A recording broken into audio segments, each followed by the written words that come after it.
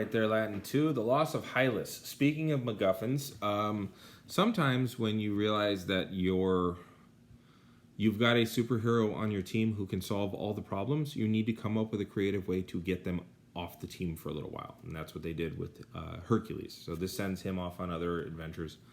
So, 63, the loss of Hylas. On the following day of that day, so the day after that day, Jason, deciding that the weather was ideal enough for the greatest calm had now fallen, or had now followed.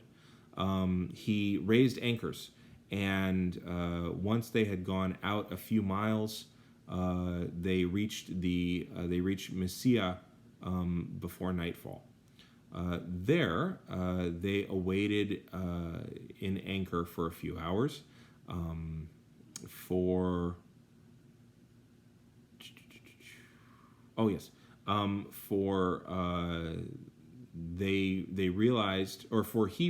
Jason realized that the supplies which they had brought with them were now running out from the sailors. For this reason, some of the Argonauts disembarked onto the land and were seeking water. So you always hug the coasts. You don't ever leave the view of land, because then you could die. In the number of them, there was a certain Hylas, a boy of most outstanding beauty, who, while he was seeking a spring, or a fountain, but I think it's more of a spring, he separated a little bit from his friends, from his allies. Moreover, there were nymphs who were guarding this spring, and when they had seen this young man, they tried to persuade him to stay with them. And when he denied that he would do this, they took the boy by force.